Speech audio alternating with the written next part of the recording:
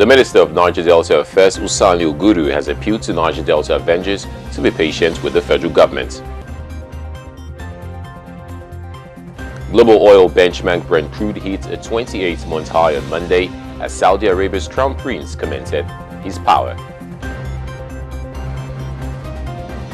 President Trump said he was seeing progress in diplomatic efforts to counter the threat from North Korea. Malcolm Emenalo has stepped down as Chelsea's technical director.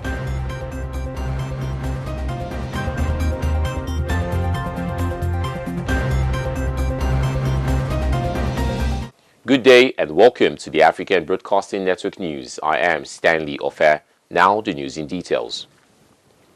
The Minister of the Niger Delta Affairs, Usani Oguru, has appealed to the Niger Delta Avengers to be patient with the federal government. Oguru made the appeal while noting that government was committed to doing whatever it needs to do and can do to sustain peace in the oil-rich region. The minister was reacting to threats by the militant group that they will resume attack on oil facilities in the region. Addressing State House correspondents on Monday, Oguru said his message is not just verbal, but it has been demonstrated at all times, noting that they have been appealing with the Avengers to be patient because most of the time the issues that were brought up by those that portray the quest for development of the region are showing that they have been attended to. Usani Oguru further noted that Vice President has directed the Okorekoko University must take off and also directed that a minimum of 5 billion naira be budgeted for the takeoff of the university. He urged the militants to be patient since some of these issues have procedures to solve, as everything has a phase of planning and a phase of execution. The National Emergency Management Agency on Monday received 149 stranded Nigerians from Libya with the assistance of the International Organization for Migration. According to NEMA, the 149 persons bring the total number of stranded Nigerians brought back in the country to 975 in the last 5 weeks. The 29 adult females, 115 adult males, and 5 children arrived at the Murtala Mohammed International Airport. The agency's Director General, Mustafa Mahajer, said the Edo State government had been at the forefront of the fight against the menace of illegal migration of youths in the various ways, including reintegration of returnees by empowering them to utilize their acquired skills and sending those willing to go back to school. Mai Haji, who was represented by the Southwest Zonal Coordinator of the agency, Suleiman Yakubu, at the airport, particularly praised the advocacy, sensitization and enlightenment programs created to discourage parents, guardians and youths from embarking on the deadly journey with the setting up of a special task force with a mandate to tackle the problem. Mai Haji said the state should not be stigmatized, as many of the returnees were also from some southwestern states and other parts of the country, adding that parents should discourage their children from traveling out of the country as the only option to get a better life. And now on some business news. Global oil benchmark Brent crude hit a 28-month high on Monday as Saudi Arabia's Crown Prince cemented his power over the weekend with an anti-corruption crackdown. Brent, against which Nigerian crude oil is priced, rose by $2 to $64.07 barrel as at 8:03 p.m. Nigerian time, more than $19 higher than the country's oil price benchmark of $44.5 per barrel for this year's budget.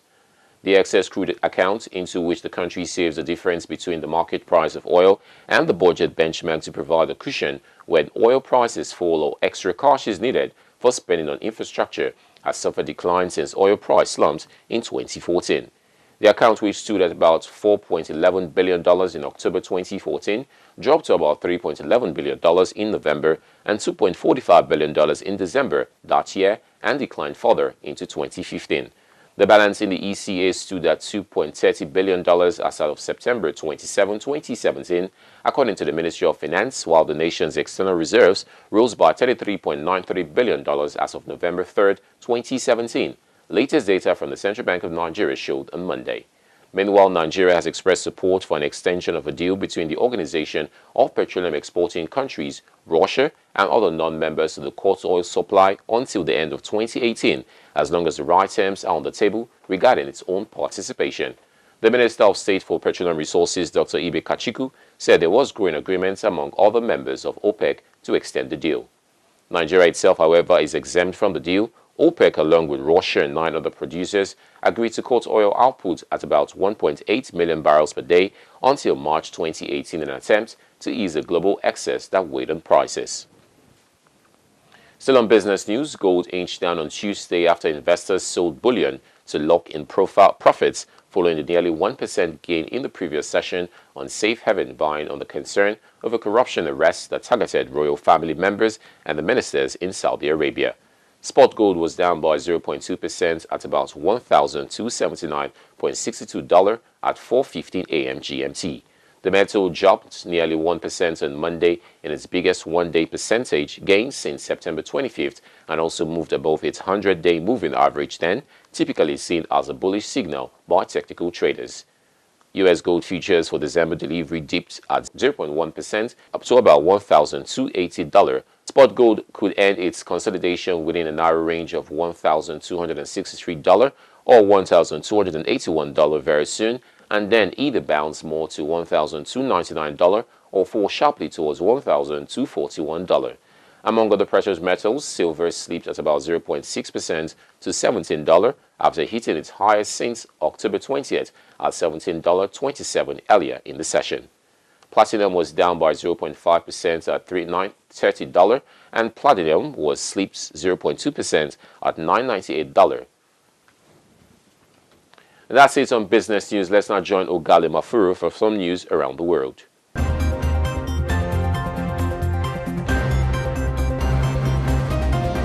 Thanks, Stanley. Egypt's President Abdel Fattah al-Sisi has said that he will not seek a third term in office and he does not intend to change the constitution and its provision of a two-term presidential limit.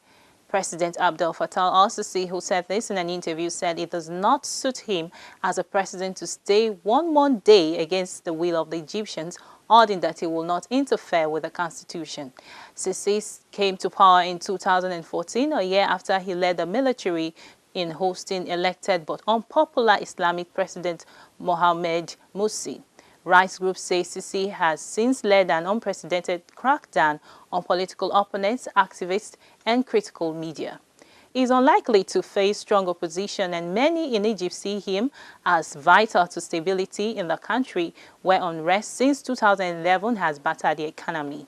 Egyptian human rights lawyer and opposition leader Khaled Ali on Monday became the first person to announce he is running against Sisi, vowing to challenge him in the 2018 presidential election, provided he was not barred from the contest. The 45-year-old gained prominence in January when he won a case that nullified a government transfer of 2 Red Sea islands to Saudi Arabia, a deal that had provoked mass protests. Zimbabwe's President Robert Mugabe has fired his longtime ally and vice president, potentially clearing the way for his wife, Grace Mugabe, to take the role and eventually succeed him. According to a press statement issued by Zimbabwe's Information Minister Simon Kanyamoyo, Mugabe accused Emerson Mnangagwa of disloyalty, disrespect, deceitfulness, and unreliability.